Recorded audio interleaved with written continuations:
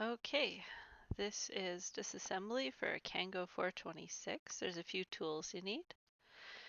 A Phillips screwdriver is top of the list. You'll use it for almost everything. I like a flathead for small space prying. And you'll need a pair of needle nose pliers. Very fine tips is good. A couple of items I didn't show you that I do end up using. I needed a longer handled Phillips screwdriver. I needed a 3mm Allen key and a small hammer. So here's the Kango. This was a pretty good one, or at least it looked like a pretty good one right out of the box. It even had the manual. The hammer drill itself looked pretty good condition when I got it out. All of the parts were present as far as I could tell, but I don't need all of the parts. I just need the shell. So we're going to start taking this apart. Now this is where we start out with the Phillips, and we are going to use that the whole way through. I am very organized when I take things apart. I like to label and sort my screws.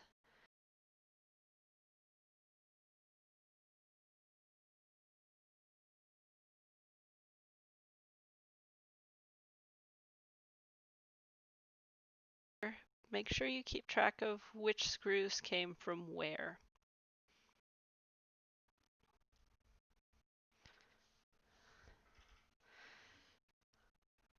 So we're ready to take off the bottom plate.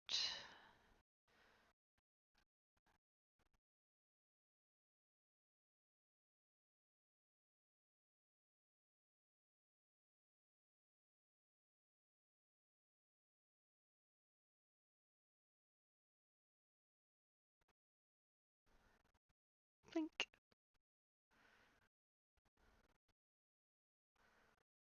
Once that comes off, everything just kind of pops out there.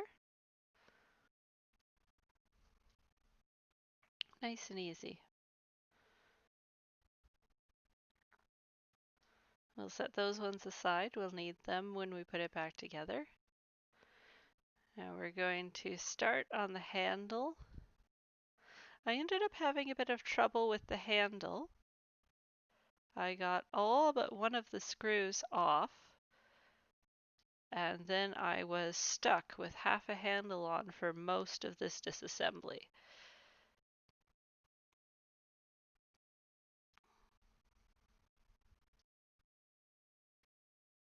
Oop, butterfingers.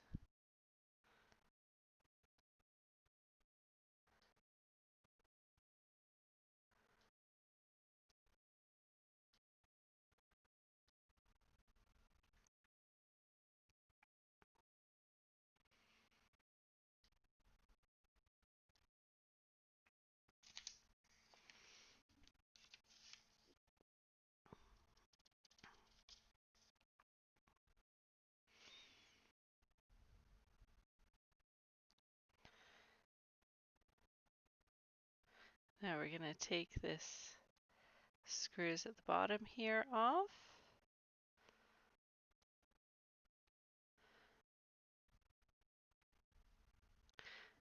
Now I know it does seem like that handle is in the way, but for some parts of it I actually preferred having that grip handle on for a bit of leverage.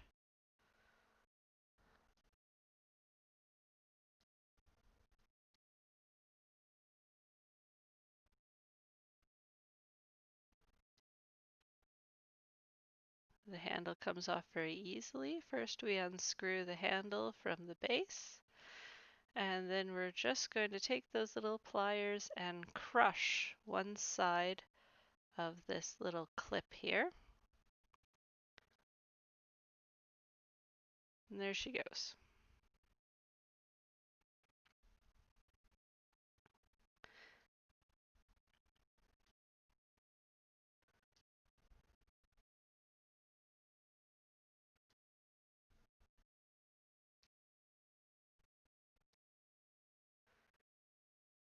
Good idea to keep that knob and screw together, and when the post for the knob comes out, we'll put that in with the rest.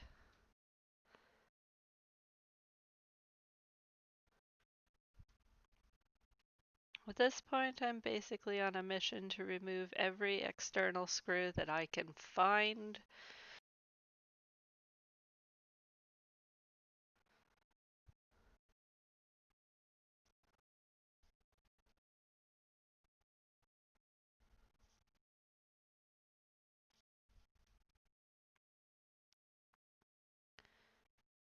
Off comes the side of the handle. And we'll pull out the internal workings.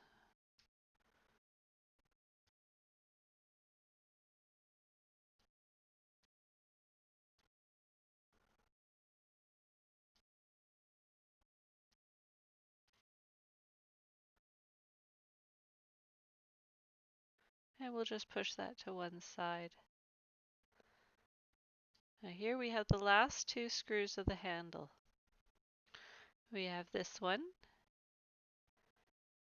And that little demon right there got stuck.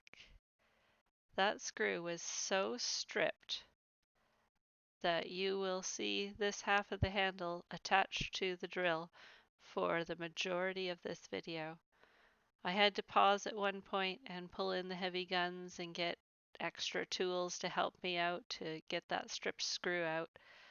Now you can see here my screwdriver does not fit.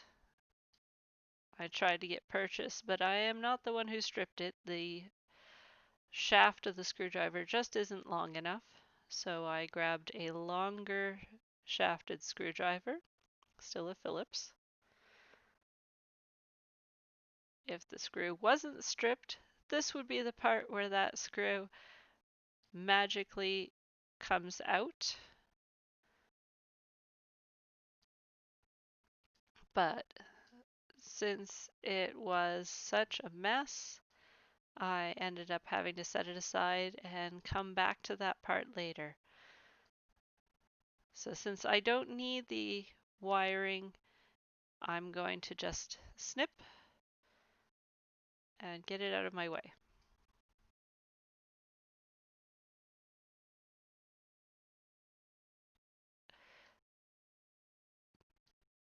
Now pull the wires free at the bottom so that they don't jam things up, and then pull the inside part out. We've got a couple of screws here. We're going to undo those.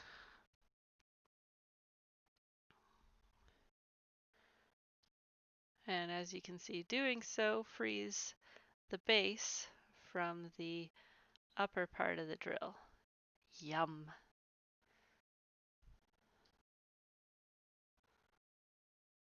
Ugh. I did not wear gloves for this disassembly. I would highly recommend them. Now notice that I took a small rubber gasket out there that bridges the connection between the bottom and the top of the body. Grab that little guy out with some pliers there. Took a bit of wrenching. Now pull the cowl back so that you can get at the nose of the drill, and then you can just force it off. And then a whole bunch of other pieces just fall off once you have that out.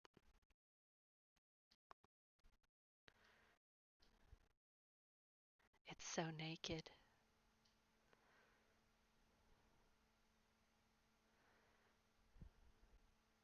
With the handle still attached, it was difficult to proceed on with the drill shaft, so I decided to remove some more of the inner workings instead. There's 4 screws to take out in the upper part here.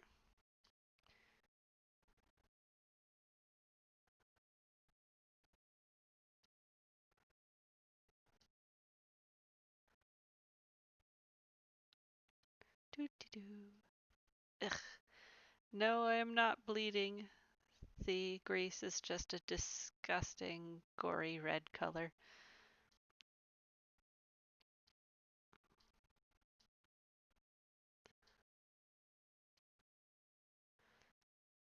Looks like I just murdered my thumb there.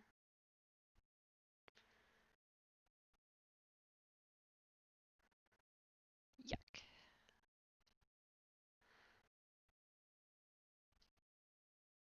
Okay, with those screws out of the way, this little part here just pops right out.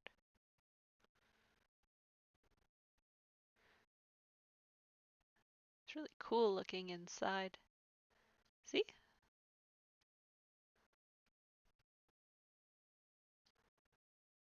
Now here's where that 3mm Allen wrench comes in. There is a pin in the side of the post that the selector switch goes on to, and a 3mm is just about right for tapping it out. Once I had it most of the way, I just grabbed it with the pliers and popped that little guy out. And then I'm going to put the post and the pin in with the switch. Although I think I skipped past that part.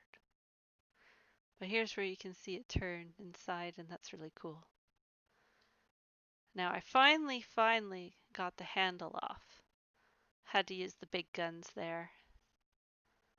We went through about 6 different screwdrivers to find one. The next part of the cowl comes off like a pill bottle. Push down and twist counterclockwise.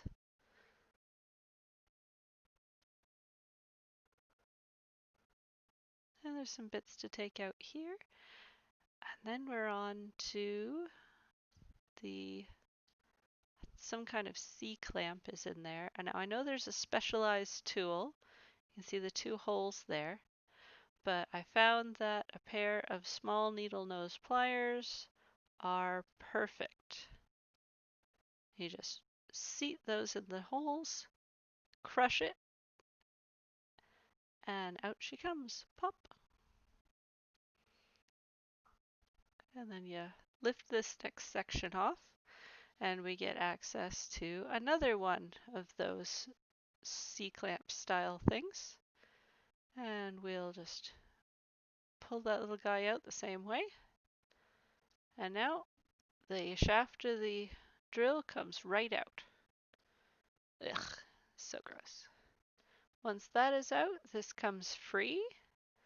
All the rest of the inner workings of the drill are loose now and pop right out.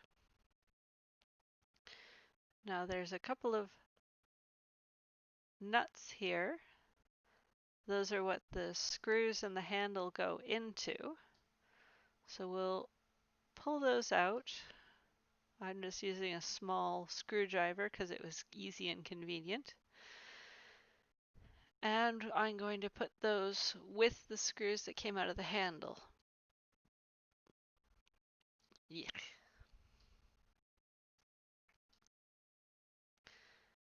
And there, if I can get the right angle, you can see straight through the holes that they came out of. You can see that that now is just a big empty space. Without these, those screws do not stay. Keep a hold of them. And last but not least, we have this little spring here in the side. We'll unseat it. And once it's unseated, the post that it sits on only goes part way across, and we'll just kind of shift it over to the gap.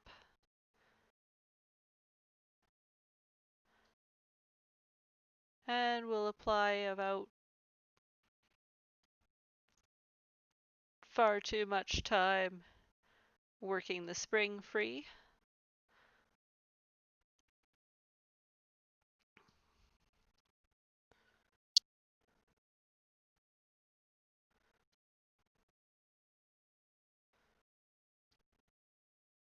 But once we manage to shift the spring far enough over to the side that it drops out, you can see it shifts there. And when I turn it, there it is falling out loose at the bottom, and then this other piece just comes straight out. And there you have it. We're done.